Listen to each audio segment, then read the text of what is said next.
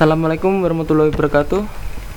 Nama saya Muhammad Farul Argianta dari Politeknik Elektronika Negeri Surabaya. Kali ini saya akan menerangkan tentang constraint pada bab 6 pada mata kuliah basis data lanjut.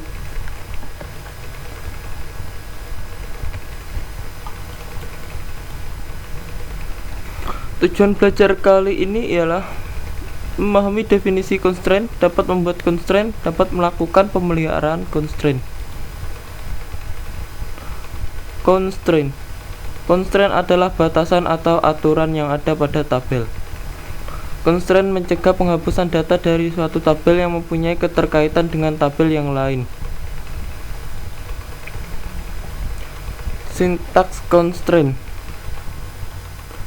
seperti ini, sintaks penulisan constraint: create tabel, skema tabel, kolom data tipe, default kolom constraint, tabel constraint. Yang di bawah ini adalah contoh penulisan constraint: create tabel, employee ID, number, first name, varchar, job ID, varchar, not null ini constraint ID primary key. Tipe constraint. Oracle menyediakan 4 tipe constraint berikut, yaitu not null, unique, primary key, foreign key, ada 5 bukan 4. Constraint not null. Suatu kolom yang didefinisikan dengan constraint not null tidak boleh berisi nilai nol. Kolom yang berfungsi sebagai kunci primer otomatis tidak boleh nol. Tidak boleh kosong.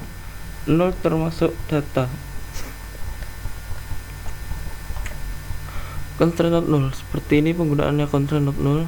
Not null diberi nama sistem, diberi nama user.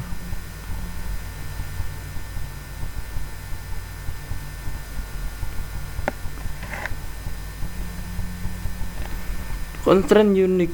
Constraint unique mendefinisikan suatu kolom menjadi bersifat unik. Ilustrasi penggunaan constraint unique seperti berikut.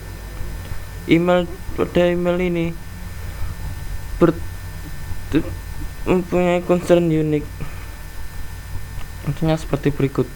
Jsmith pada 08 ini dapat digunakan, namun pada Jsmith bawah tidak boleh karena Jsmith sudah ada yang menggunakan. Itu yang dimaksud dengan constraint unique. Nah, seperti ini penggunaan constraint unique. Tip email, unique email, unik dari email tersebut.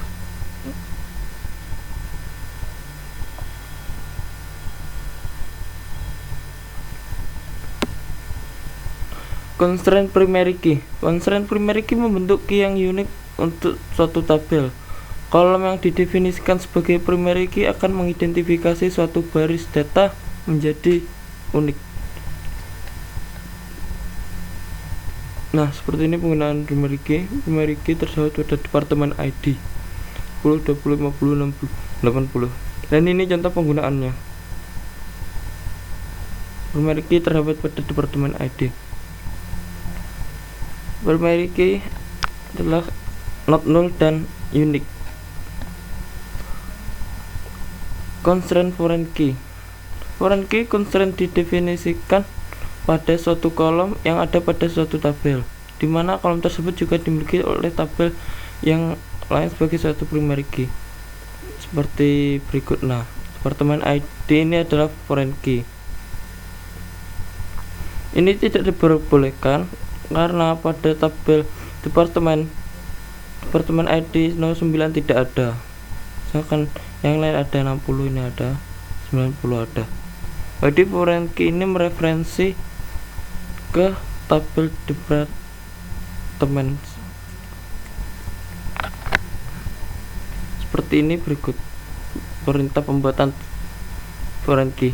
Constraint foreign key departemen ID, referensi departemen ID. Nah, yang dimaksud foreign key adalah mendefinisikan kolom yang ada pada tabel anak, dan referensi mengidentifikasi tabel dan kolom pada tabel induk.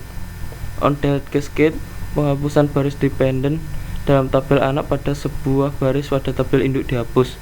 On delete set null, mengkonversi dependent foreign key ke nilai null. Constraint check. Constraint check digunakan untuk mendefinisikan suatu kondisi yang harus dipenuhi oleh tiap baris data dalam tabel. Seperti berikut. Constraint EMP min, cek salary lebih dari 0. Kemudian kita ingin menambahkan constraint. Untuk menambahkan satu constraint digunakan perintah alter tabel. Cara penulisannya adalah sebagai berikut. Nah, seperti berikut. Misal, tambahkan constraint foreign key pada tabel employees yang menunjukkan bahwa data manager harus valid atau berasal dari tabel employees.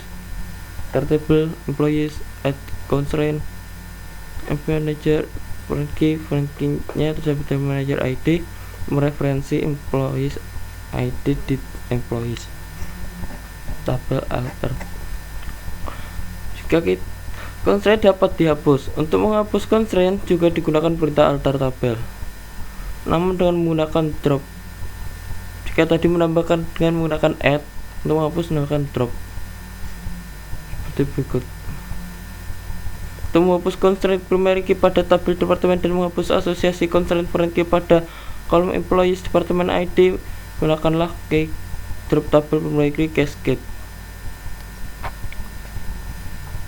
Jika kita tidak ingin menggunakan constraint namun jika tidak ingin menghapusnya, maka kita cukup mendisable-nya. Untuk mendisable, pilihan cascade digunakan untuk mendisable dependent integrity constraint seperti berikut. Disable constraint cascade. Jika kita ingin menggunakannya lagi, kita cukup mengenablekannya. Untuk mengenabelnya kita tidak usah menggunakan cascade. Selesai. Sekian, terima kasih atas perhatiannya. Assalamualaikum warahmatullahi wabarakatuh.